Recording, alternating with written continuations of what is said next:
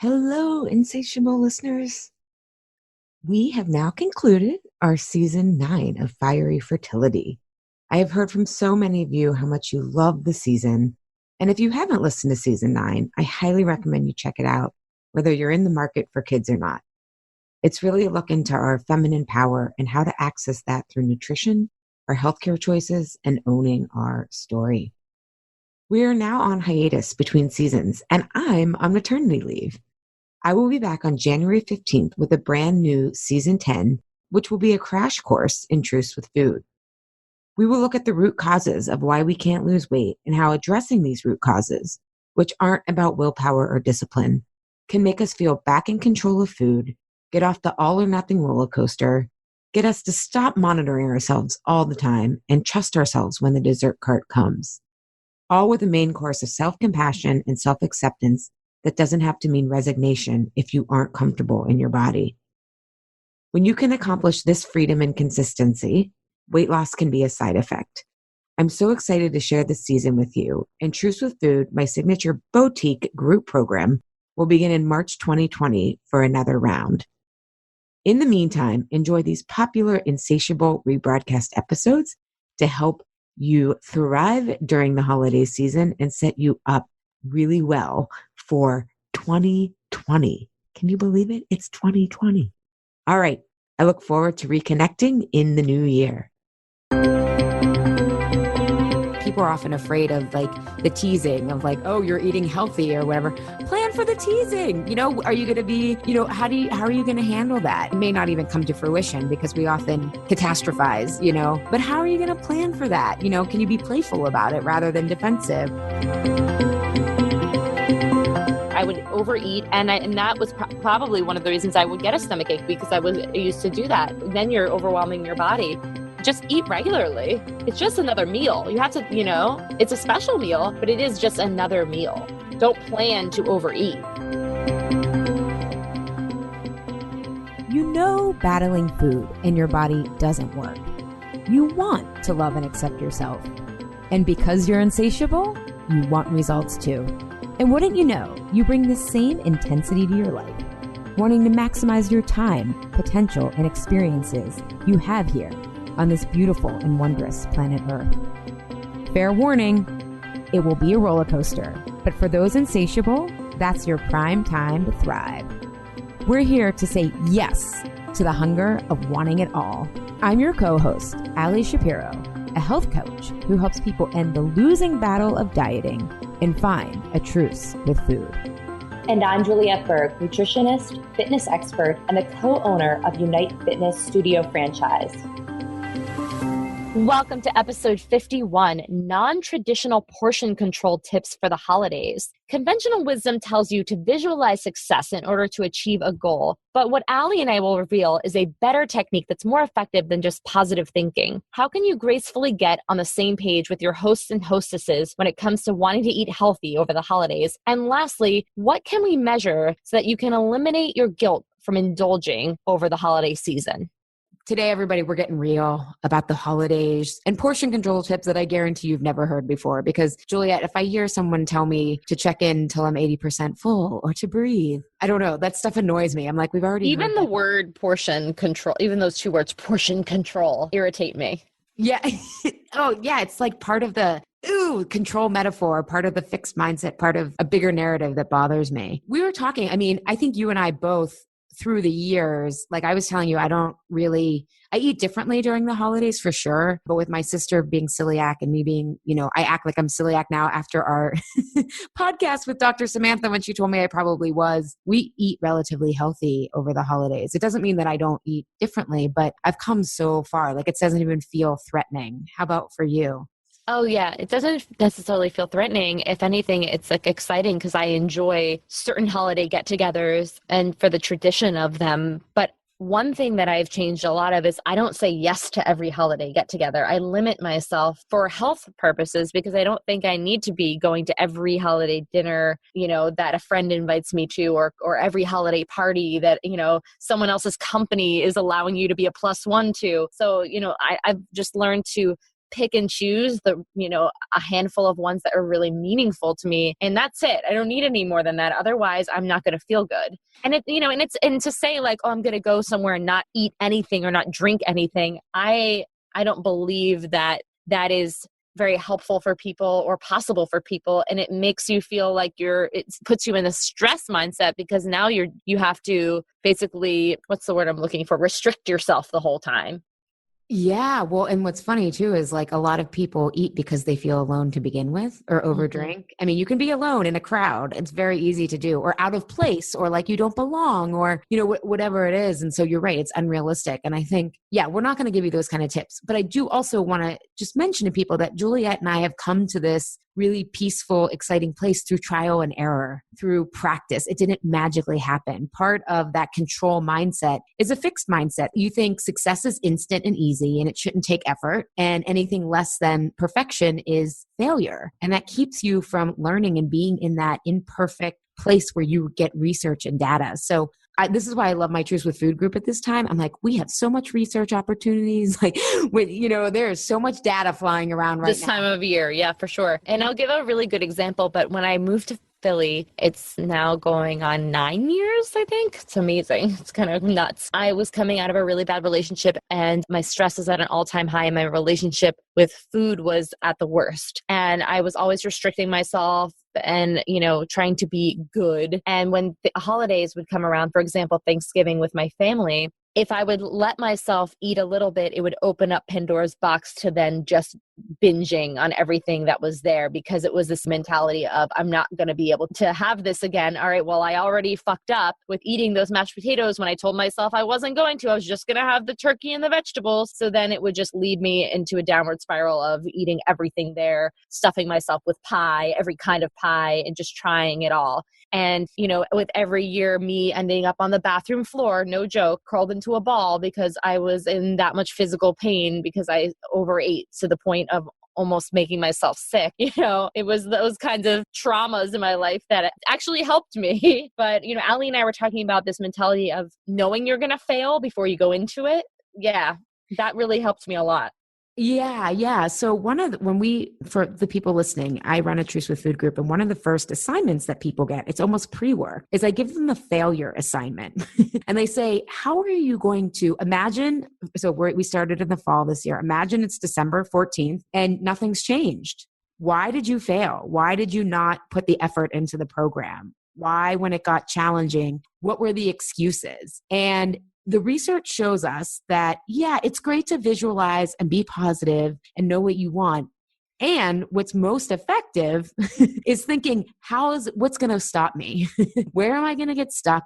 What are my pitfalls? And so you can get ahead of them. Doesn't mean you're going to be perfect. And we'll get to that about what to actually measure. People found this assignment so revealing, so helpful, and now they know what to look for as we're in the muddle of the program right now. And the participation rate is through the roof because they plan for this. And so I think it's really important to think about what will go wrong, right? Juliet, you said one thing is you used to say yes to all the opportunities. So I think for people who, a lot of my clients are introverts, it's like, you know what? I don't have the capacity for that. So how am I going to say no? How am I going to feel comfortable saying no? How am I going to evaluate if this is something that I want to do, right? So you get a chance to think about it ahead of time rather than, oh my God, feeling powerless over the situation when it arises. So think about the pitfalls from travel delays, right? Like, are you going to need to have something that you can eat?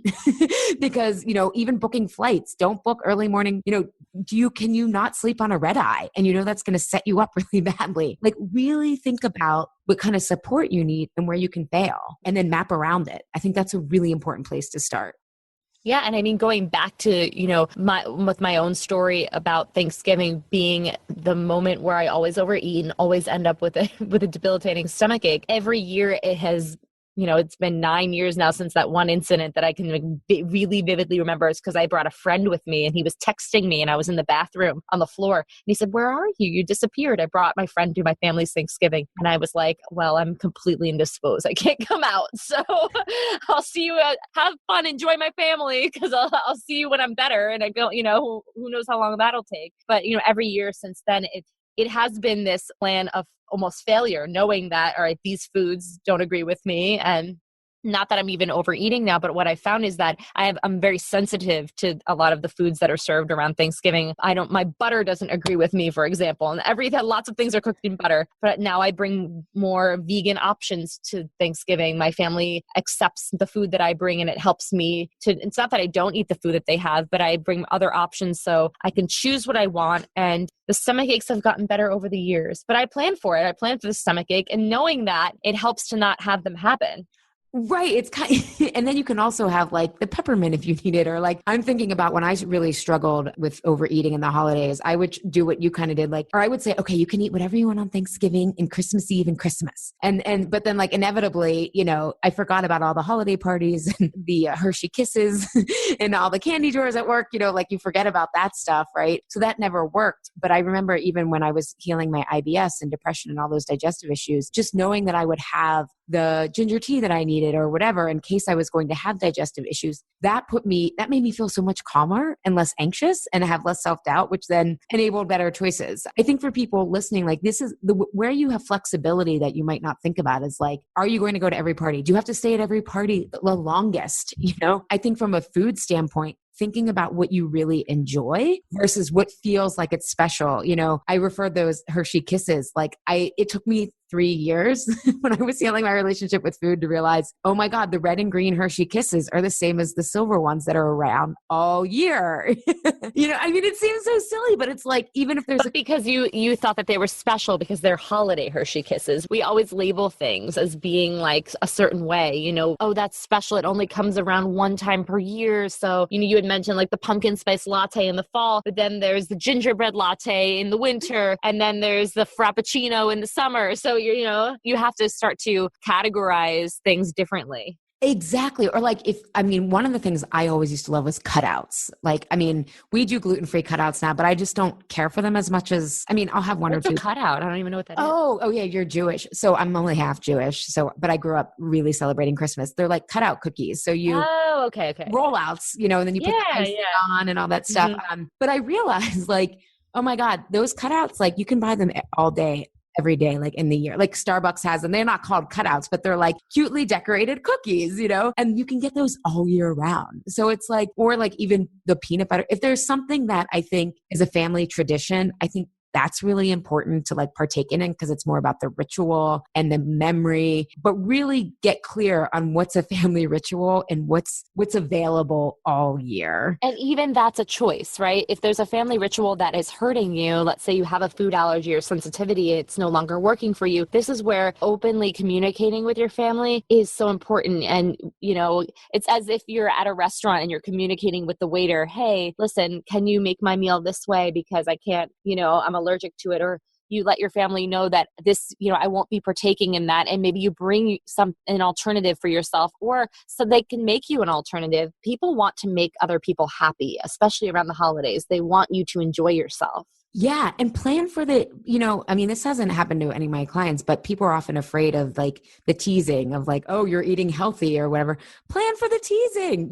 Are you going to be, how are you going to handle that? It may not even come to fruition because we often catastrophize, but how are you going to plan for that? Can you be playful about it rather than defensive? Or are you just really intimate and say, yeah, I'm just experimenting with different things. I don't have it figured out, but this is what I was just thinking about my family that every year they say, all right, when's the stomach ache coming? And then I could just be like, fuck you. It's, but in a playful, I know it sucks, my body's so sensitive, Yeah. Oh my God. My brother likes to tease me because he's eating really healthy now, but when he wasn't, he would be like, I don't understand, the healthiest person in the room, and you're over there curled up in a ball, and we're all fine over here. It's yeah, but that's because I'm so healthy. I understand when things disrupt my system. You guys just don't know.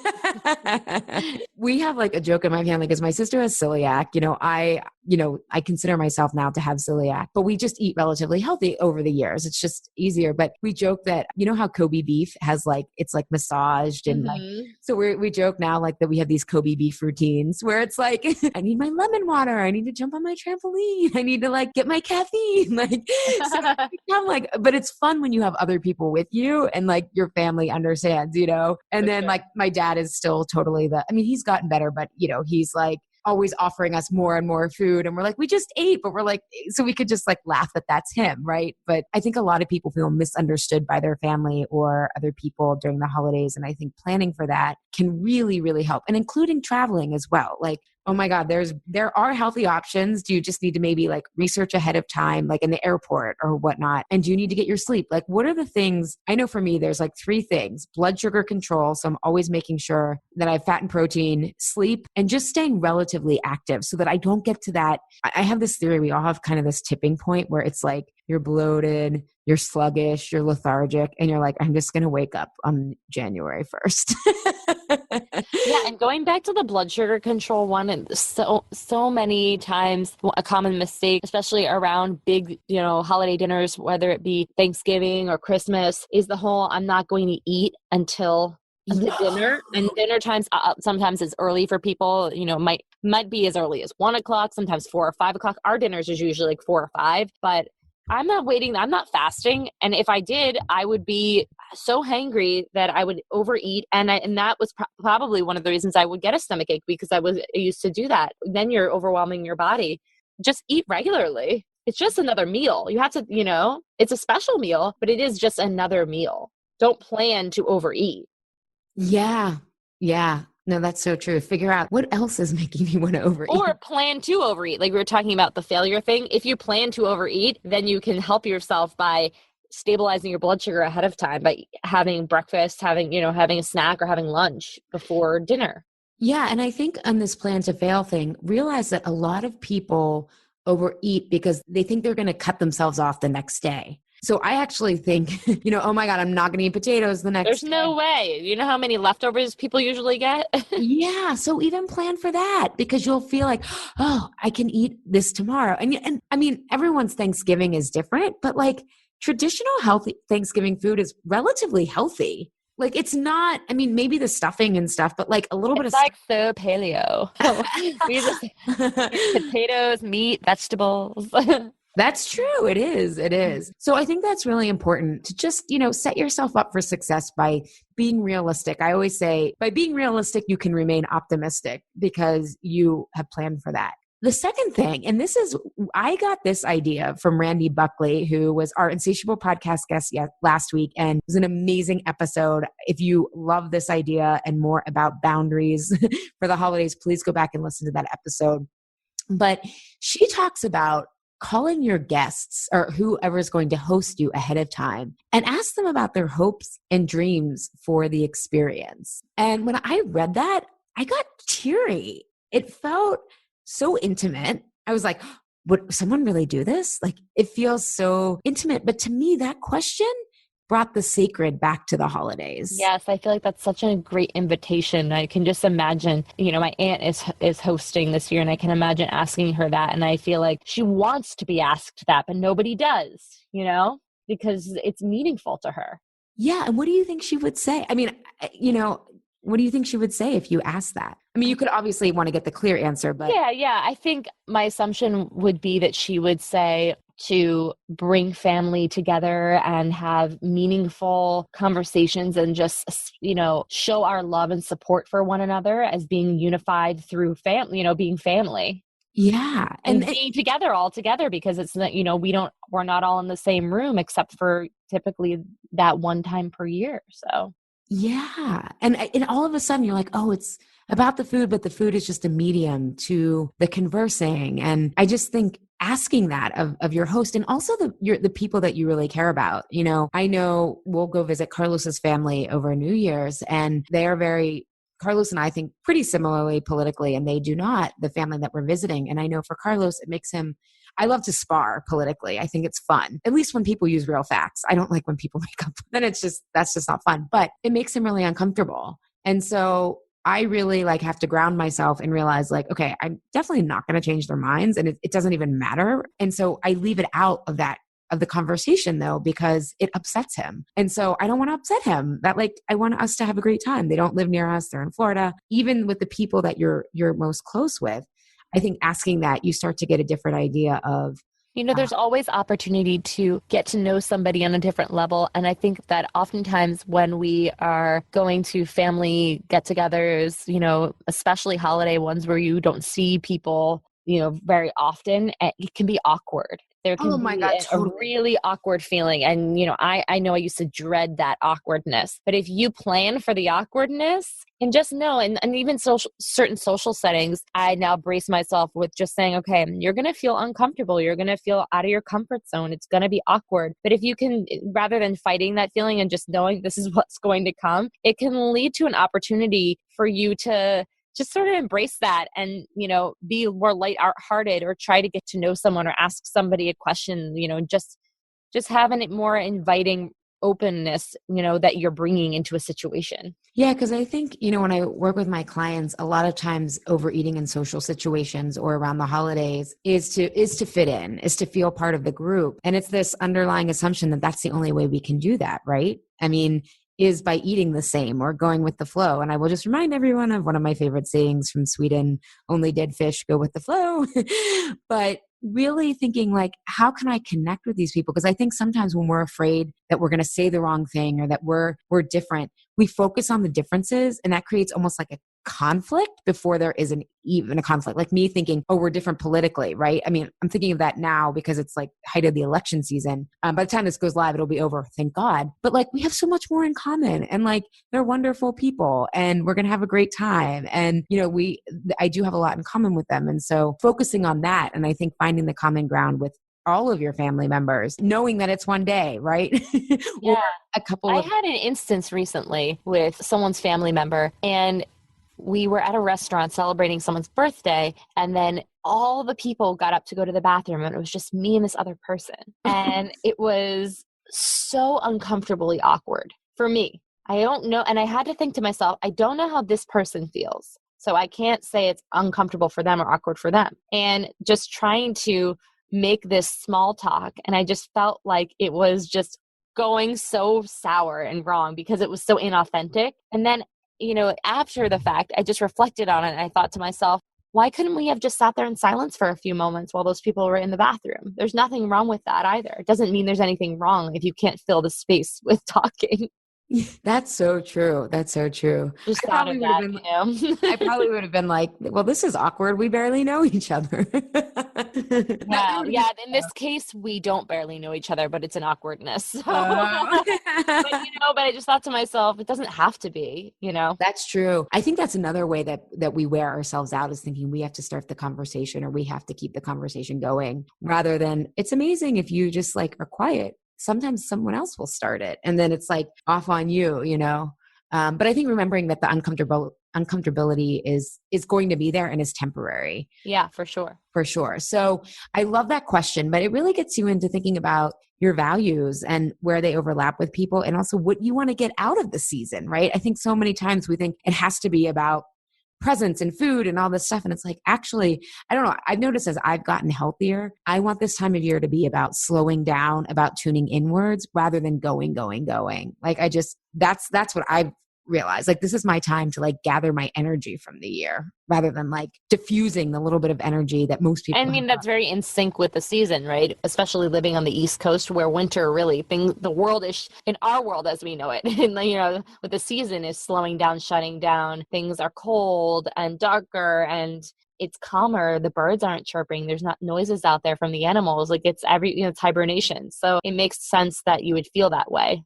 Versus, a lot of time, this time of year for a lot of people is like parties and this and that and going. And I have to get gifts and I have to, work. I know, we like, my sister Carlos and I, we like don't exchange gifts. We're like, look, there's nothing that you can like get me that I can't buy myself. And I'd rather us just like go out and have a great experience together. Like we'll go out to eat or something like that. And that for us, we're also not real materialistic around here. Some people love gift giving and I don't want to take that away from them. But although I did find something really small and funny that I can't wait to get Carlos, because he's the best gift giver. Like he pays attention to like what I need. And I'm just like, I'm just not like that.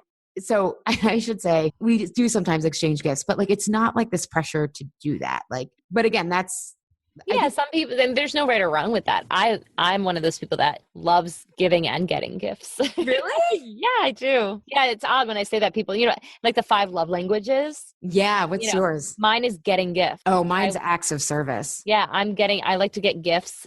And it's funny because that's not Mackie's way of showing love. And so I'm fine with that because it's one of the things about, I love the five love languages. If you haven't read it out there, it's great because it does help you understand your partner a lot more. And we'll explain what it is to people. So there's this guy has this theory that there's 5 different ways of communicating love. One is gift giving. One is acts of service, which is like taking out the trash, cooking. One is words of affirmation. You're amazing. I love you. Keep going, whatever.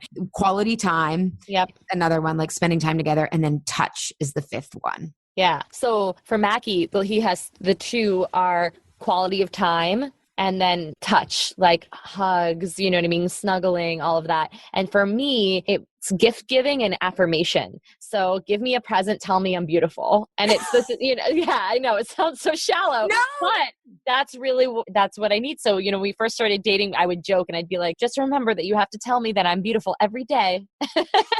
When Carlos and I because I was going to the Institute for Integrative Nutrition when Carlos and I, like the first couple years we were dating, when we were learning about this, and he decided his was personal touch. And I knew mine was acts of service. Like when he does stuff around the house or like, I just love that. And then like a couple years in, he's like, oh my God, I've got enough personal touch from you. He's like, I want to upgrade. He's like, I want acts of service. I want you to cook. I want you to take out the trash. He's like, I'm like, I knew what I was talking about. Right. So it becomes this like funny joke with us about like, he's upgrading his love language, but it's different for everyone. Yeah. So if gifts is your love language, then, it's great. And the holidays is great. The holidays is a great time for you. You're getting your fix. Totally.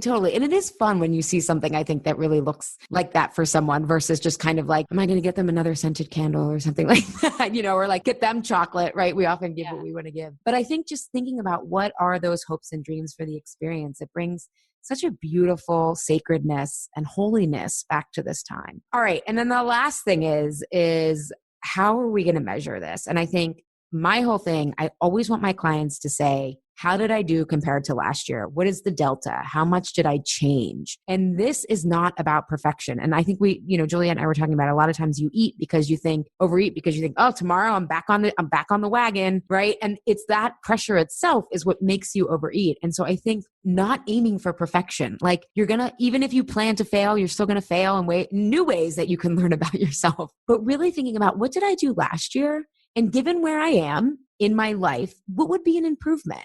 What would make me really excited if I said, wow, I did this differently and I could surprise myself rather than saying, all right, I'm only having 1 pumpkin spice latte. I'm only going to drink, 1 night a week, like these rules that just don't plan for life. What are these? If you plan rules before you get into the situation, you are planning to fail because the restriction alone will always backfire and you'll always want what you are saying that you can't have. So if you go into with this mindset of, okay, I'm not going to eat pie. I'm not going to have the stuffing this year. I'll have the mashed potatoes, but no stuffing. That alone will create an anxiety that will then cause you to think about the stuffing the whole time and then just be like, fuck it, I suck. I have no willpower. As we, one of our beloved episodes is with Dr. Nicole Lipkin, one of Allie's best friends, and we talk about willpower. And that was such a powerful episode. So if that's one of your issues going into the holidays, definitely go listen to that episode. Yeah. I've gotten so many emails from that and people. Me too. People are like, and even myself, so much clarity around that with working with people. So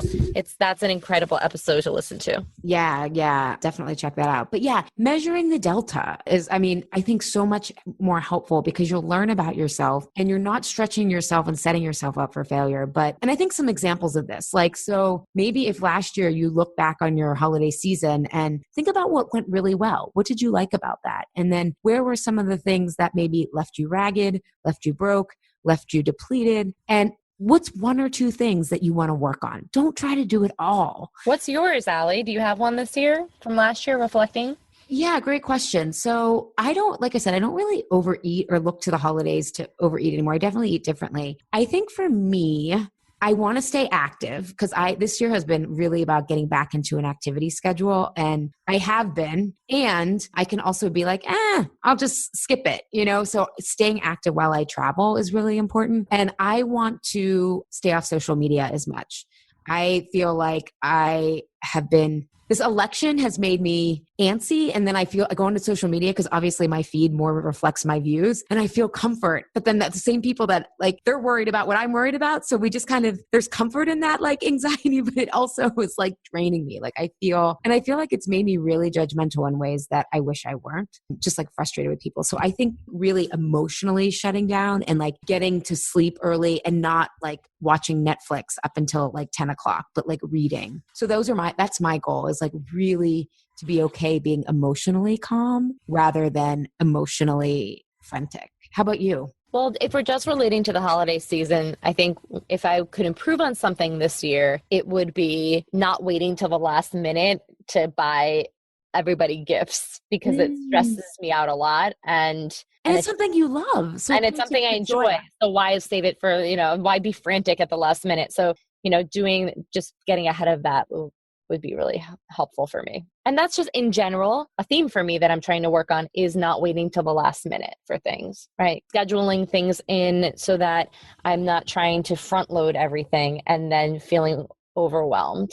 So that's, oftentimes when you see something in one aspect of your life, it shows up in many other aspects. And so me doing the last minute gift giving shows up for other things for myself too, like last minute work, just waiting, doing the laundry until it's like overflowing. So, there's all those little things. So procrastination. Well, in coaching, we say how you do anything is how you do everything. And my clients actually in Truth with Food, the abbreviation for Truth with Food is TWF. And one client said she accidentally wrote WTF. And she's like, that's just as appropriate, because you start to see, even though we look at the stories around food, they start to see how those stories and feelings show up everywhere. And they're like, oh, I can't not see it now. Like it's invisible until you can see it. So I'm curious if like why you like to procrastinate. Why I like to procrastinate. Haven't quite figured that out yet. There's a couple of reasons, but we'll save that for another podcast. Okay. Because I'm so curious now. Yeah. No, don't worry, listeners. We'll share that with you, just not on today's episode.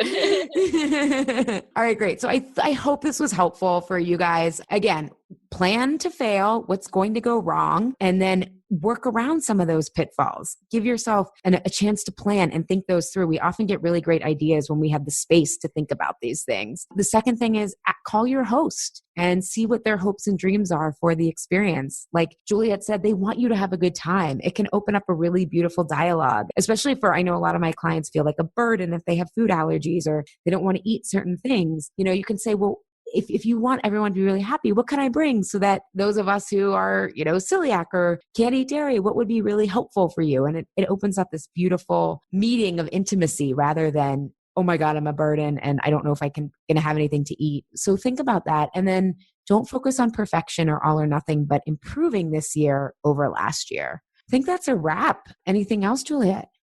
No, it's not about the food all the time. I'm going into listening to this episode. I'm sure some of you were thinking, okay, I'm going to now master being able to not overeat in the holidays. But, it's not mastering the food versus mastering your mentality around how you view the situation or your family or your emotional well-being during the holiday season. That's really where then the food will be the side effect. You'll have better relationship with the food. Yes, lots of research opportunities. So the faster you fail, the more data you get. So true. So true. Every time I would fuck up with food, I'd be like, oh, that's interesting. Not when you can get to a place where it's not judgy anymore. It's just, that's interesting that happened. Wonder why. Yeah, exactly. All right. Well, and for listeners, we both wish you just a really happy Thanksgiving and cheery, merry holiday season. Although we'll be back, obviously, but have a really great Thanksgiving and be safe as you go over the river and through the woods too. Yeah. And don't forget to review us on iTunes. We love all your reviews and it really helps us keep the show alive, and connect with us on the Facebook page /Insatiable Podcast on the Facebook page, and just reach out to Ali and I anytime, because we want to know what you guys want to talk about and what you think of the episodes. We're happy to answer any questions. Yes, we are insatiable for connection with our podcast listeners. Thank you so much for listening to the Insatiable podcast. We hope you enjoyed today's episode. You can connect with us on social media. Follow me on Twitter and Instagram at Juliet Unite and Allie at Allie M. Shapiro. M stands for Marie. Please feel free to also email us any questions. We would love to hear from all our listeners. You can reach us at Allie at allieshapiro.com and Juliet at unitefitness.com. We'll see you next time.